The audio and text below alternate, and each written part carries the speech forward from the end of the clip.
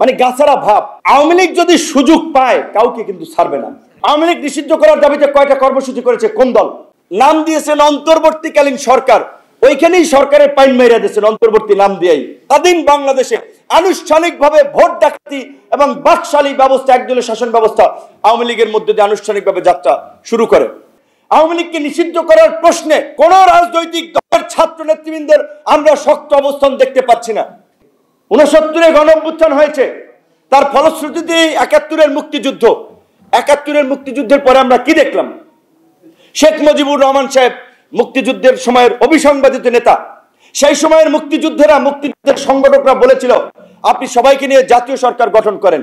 শেখ মুজিবুর রহমান সাহেব এবং আওয়ামী লীগ শুনে নাই, তারা 70-এর নির্বাচনকে ধরেই 72-ই তারা সেইভাবে পার্লামেন্ট গঠন করলেন।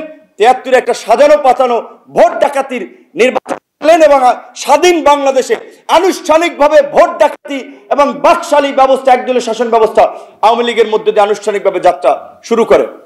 ঠিক 21 বছর পরে ক্ষমতা এসে একই কাজ করার চেষ্টা করেছে, সফল হয় নাই।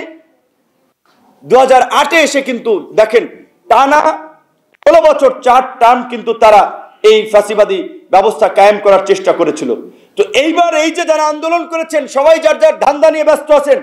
আওয়ামী লীগকে নিষিদ্ধ করার প্রশ্নে কোন রাজনৈতিক দলের ছাত্র নেতৃবৃন্দের আমরা শক্ত অবস্থান দেখতে পাচ্ছি না। আওয়ামী লীগ নিষিদ্ধ করার দাবিতে কয়টা কর্মসূচি করেছে কোন দল? কোন ছাত্র সংগঠনের আন্দোলনকারীরা? ধারাবাহিকভাবে কর্মসূচি চালানো দরকার ছিল, কিন্তু আমি বুঝতেছি না কেন তারা আওয়ামী লীগের প্রশ্নে আসলে একটা সুবিধাবাদী অবস্থানে নিচ্ছে। মানে গাছারা ভাব। আওয়ামী লীগ যদি সুযোগ পায় কাউকে কিন্তু ছাড়বে না, কাউকে ছাড়বে না। আর আওয়ামী লীগকে কামব্যাক করানোর জন্য ন্যাশনাল ইন্টারন্যাশনাল অনেক ধরনের এজেন্ট এখানে কাজ করবে, ফান্ড করবে। কাজেই ছাত্র নেতৃবৃন্দ থেকে শুরু করে সমস্ত রাজনৈতিক দলগুলোকে বলবো আওয়ামী লীগের প্রশ্নে আপনাদের অবস্থান পরিষ্কার করেন। 71, 90, 2007 সাল, এই 24-এ অসংখ্যবার এই দেশের সাধারণ মানুষ, ছাত্র জনতা, কৃষক শ্রমিকের সন্তানেরা জীবন দিয়েছে। এই আন্দোলনে যে আমরা বলি 2 সহস্রাধিক মানুষ মারা গিয়েছে, কয়জন এমপির ছেলে মারা গিয়েছে, কয়জন সচিবের ছেলে মারা গিয়েছে, কয়জন পুলিশের ডিআইজির ছেলে মারা গিয়েছে, কয়জন শীর্ষ ব্যবসায়ীর সন্তানরা মারা গিয়েছে। মারা গেছে কিন্তু কৃষক, শ্রমিক, রিক্সাওয়ালা, ভ্যানওয়ালা, আপনার আমার মতো গ্রামের ছেলেরা, তরুণরা, সাধারণ মানুষ এদের সুফল ভোগ করেছে এই সমাজের উচ্চবিত্ত, ধনিক, লুটেরা, সিন্ডিকেট শ্রেণী।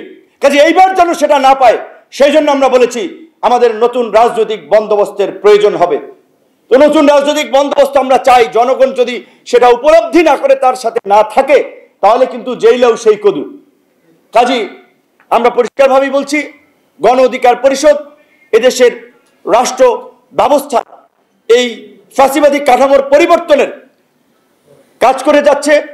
নির্বাচন থেকে শুরু করে প্রশাসন, সমস্ত ব্যবস্থাটা আমূল পরিবর্তন চায়। সরকারকে আমরা শুরুর দিকেই বলছিলাম, আপনারা নাম দিয়েছেন অন্তর্বর্তীকালীন সরকার, ওইখানেই সরকারের পাইন মেরে দিয়েছেন অন্তর্বর্তী নাম দিয়েই। অন্তর্বর্তী নাম দিয়েই খাইছেন। অন্তর্বর্তী নাম হওয়া উচিত জাতীয় সরকার, সর্বদলীয় সরকার। আপনারা ভেবেছিলেন যে খুবই সহজ, আপনারা সবাই মেনে নেবে, আজীবনের জন্য সাপোর্ট দেবে, বছরের পর বছর থাকবেন। কিন্তু 5 মাস যেতে না যেতেই সরকার এবং রাজনৈতিক দল, সবাই না হয়তো কিছু কিছু রাজনৈতিক দল মুখোমুখি হয়ে দাঁড়াচ্ছে। এখন এই অবস্থা যদি চলতে থাকে, তাহলে আওয়ামী লীগকে নিষিদ্ধ করা লাগবে না। আওয়ামী লীগ এই আপনাদের এই ঝগড়াঝাটি, এই বিভাজনে আওয়ামী লীগের পুনর্বাসনের সুযোগ করে দিবে। আওয়ামী লীগকে নিষিদ্ধ করবেন কোন সময়? এখন তো নিজেরা নিজেরা লেগে গেছেন। এইটা কি প্রত্যাশিত ছিল? কাজে এখন আমরা ইউনূস সরকারকে বলবো, আমি জানি তারা করবে না, দাবি মানুষের কাছে পরিষ্কার থাকার জন্য আমাদের অবস্থানের পক্ষে আমরা এখনো বক্তব্য দিয়ে দেবো। আমরা মনে করি নির্বাচন যদি আগামী বছর ডিসেম্বরে হয় কিংবা পরবর্তী জুন জুলাই হয়, জাতীয় সরকার ছাড়া কোনোভাবে এই সংস্কার বাস্তবায়ন সম্ভব নয়। ইউনূস স্যার বিজয় দিবসের ভাষণে যেটা বলেছিলেন, সংস্কার কমিশনের প্রস্তাবনার পরে একটা জাতীয় ঐক্যমত্য সৃষ্টি করার জন্য কমিশন হবে, তিনি সেই কমিটির চেয়ারম্যান হবেন। তো আমরা অনুরোধ করব, আপনারা এখনো যে রাজনৈতিক দলে যাবে না, তারা জনগণ তাদের বিষয়ে সিদ্ধান্ত নেবে। ক্ষমতায় দেখতে চায় না। জনগণ কাউকে মসনদে বসাতে চায় না, জনগণ রাষ্ট্র ব্যবস্থার পরিবর্তন চায়, রাষ্ট্র সংস্কার চায়, রাষ্ট্রকে নতুনভাবে বিনির্মাণ করতে চায়। আর সেটার জন্য জাতীয় সরকারের বিকল্প নাই।